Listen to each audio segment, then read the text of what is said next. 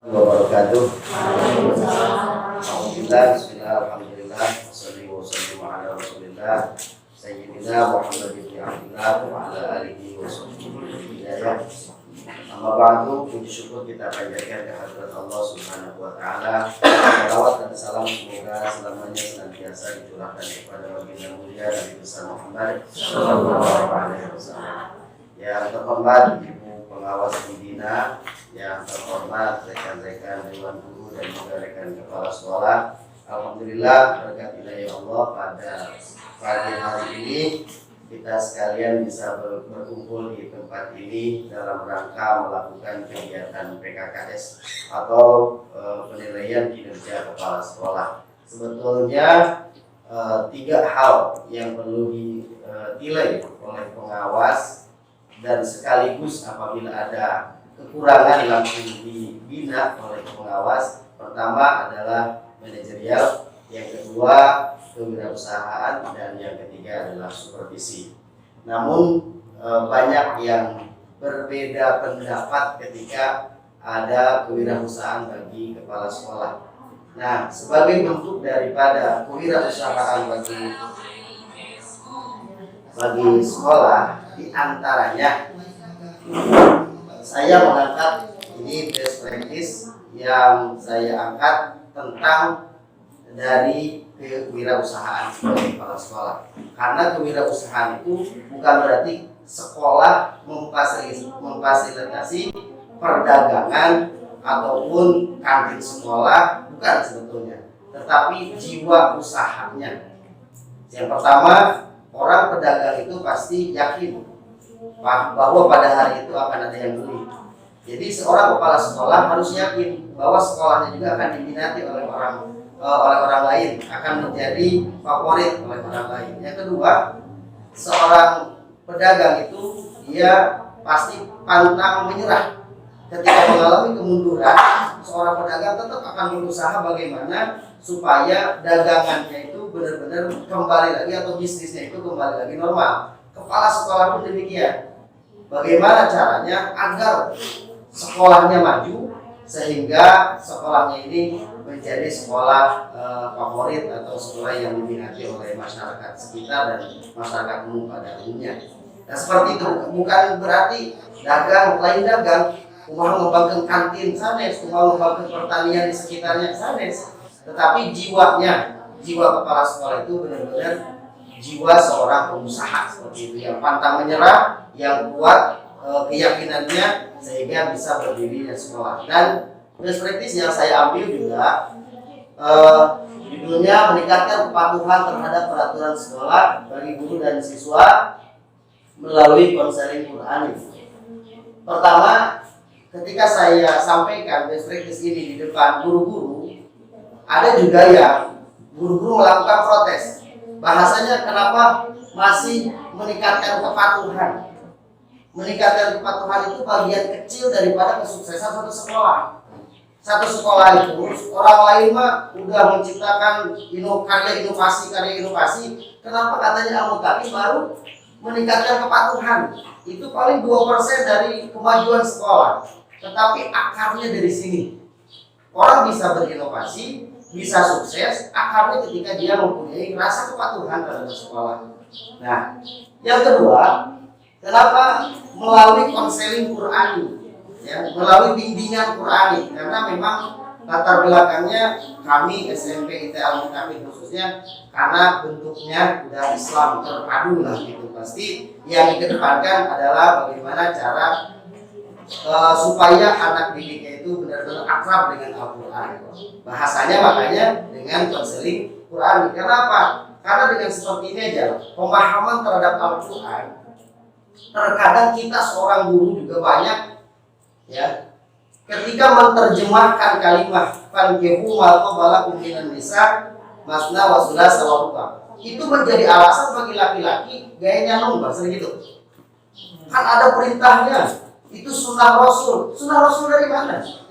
Kalau kita ambil dengan bahasa Al-Quran itu, ya, fankihu ma qabalakum minan nisa masna wa thulatsa wa ruba'. Kita teh dalil laki kerjanya ada orang itu bisa. Karena dari Al-Quran. Apakah memang benar seperti itu keadaannya?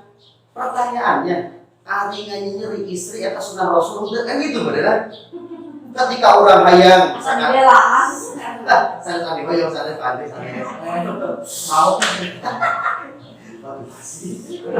Nah, ketika misalkan orang menggembor-gemborkan lah lelaki mau, padahal kalimat fankihu itu jawab syarat dari syaratnya in, maka nggak boleh dipisahkan. Fa in kuntum alla tusitu fil yatama fankihu ma qaba lakum.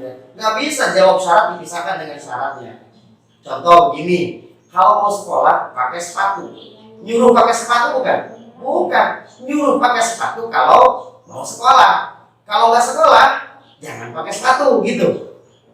Kalau misalkan kita bisa berlaku adil, bahasanya Pak ini tuh ala tusitu fil yatama, berlaku adil untuk orang anak itu. Nggak ada lagi cara yang terbaik adalah menikahi ibunya. Karena Rasul itu dulu 80 kali peperangan, secara otomatis banyak syuhada dan banyak yatim yang terlantar. Maka Pak itu ala tusitu kata Rasul baru fankihu, itu jawabnya tadi itu. Jadi yang tete lain dalil parentah kudu nikah buat opat lain ya tete ngan urang teh kudu ninggalin anak yatim kecuali upami pandi ayah di tetangina anak yatim anak 10 gitu teh ada anak 10 maka itu adalah pandi.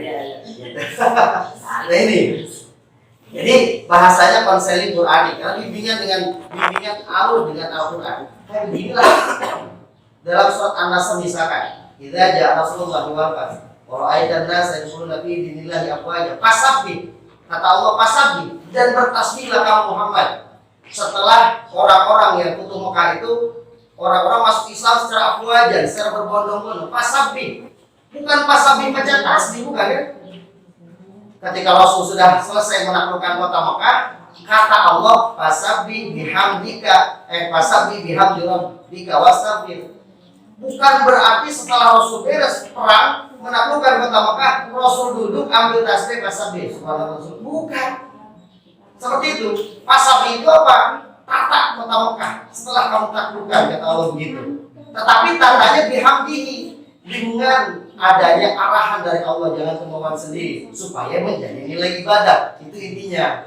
Jadi banyak kesalahan-kesalahan seperti itu sehingga saya mengambil judul meningkatkan kepatuhan ini melalui konseling Qur'an. Ya kalaupun lah sebahagian bukan dari orang lain, karena untuk kebaikan mungkin guru-guru kami juga dari Al-Muttaqin mengatakan kenapa baru meningkatkan kepatuhan, orang sudah berinovasi ini dan sebagainya gitu, sudah menciptakan bom, sudah merakit bom, sudah merakit astronot dari gitu rudal. Ini baru meningkatkan kepatuhan, tapi awalnya dari sini.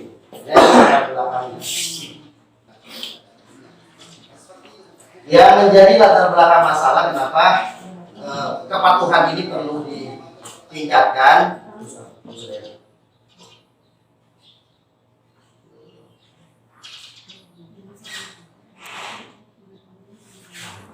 Nah ini yang menjadi latar belakang masalah kondisi yang ada di kondisi siswa yang ada di Al-Muttaqin.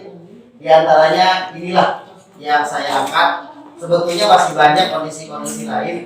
Yang jelas, yang pertama, rasa memiliki terhadap lembaga itu sudah tidak ada. Siswa itu sudah tidak ada, sudah sedikit sekali rasa memiliki terhadap lembaga. Sehingga bangku dirajat-rajat dan sebagainya kan, acak-acak di tajungan dan sebagainya. Nah ini yang perlu dibimbing melalui konsep konseling Qur'an tadi. Yang kedua, rasa aman.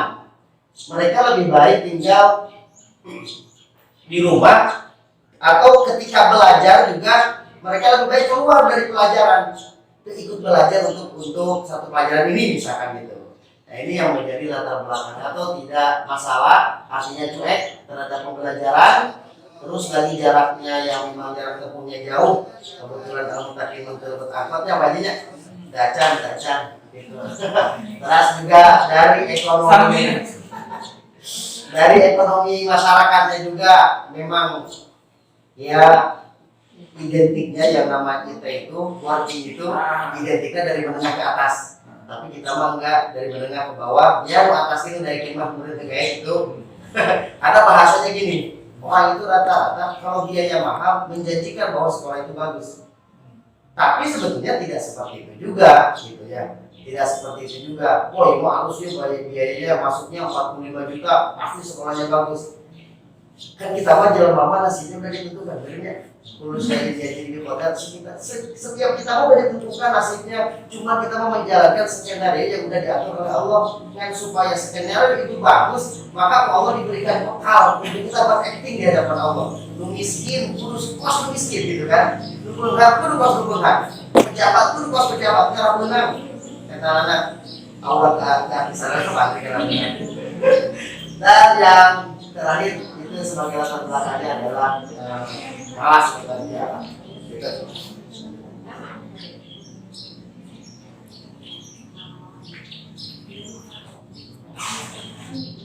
Nah ini rumusan masalahnya bagi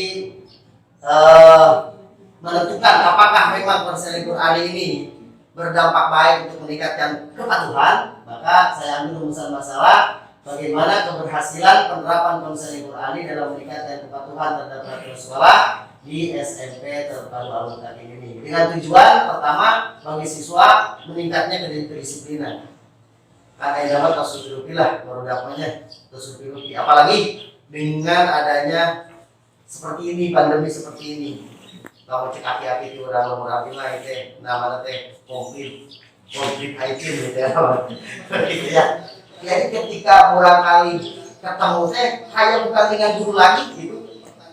Atau misalkan ya emang di sekolah-sekolah lain lah, alhamdulillah mungkin nanti gitu maksudnya. Di sekolah-sekolah sanes ada yang sampai rambutnya dicat, rambut kebak panjang dicat gitu. Jadi sudah tidak sama lama Mr. tinggi gitulah. Nah seperti itu. Dan juga bagi siswa itu manfaatnya mengetahui tentang adab atau kesopanan. Karena itu yang pertama, terutama sesuai dengan visi misi yang kita laksanakan itu di misi nomor 7 itu menciptakan karakter atau akhlak bagi anak.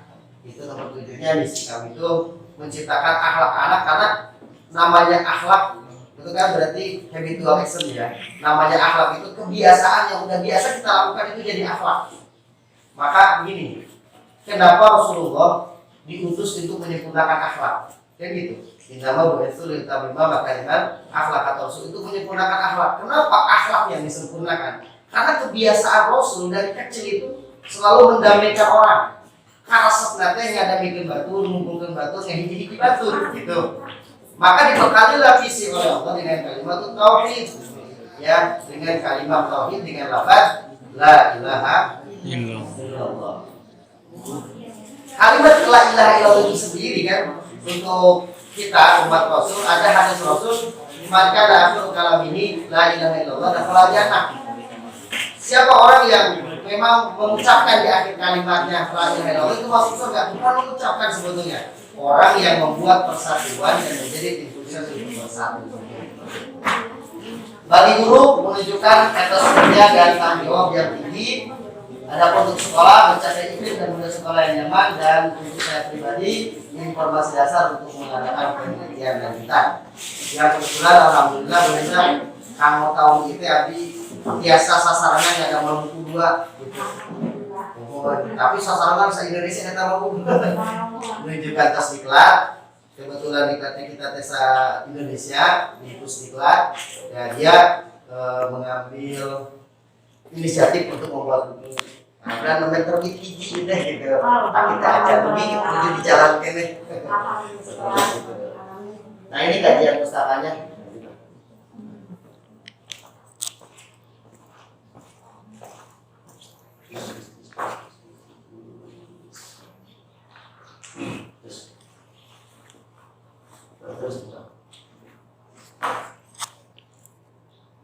Iya.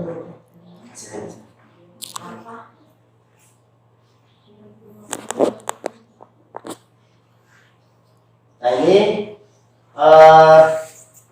hasil daripada pelaksanaan konseling Qur'ani, dan sebetulnya masih kita terapkan sampai sekarang penginten untuk pemahaman Al-Quran sekolah itu karena kita punya kebiasaan di pagi sebelum sholat duha ada kultum, di sholat zuhur juga ada kultum, sehingga terus dialurkan dengan Al-Quran seperti itu.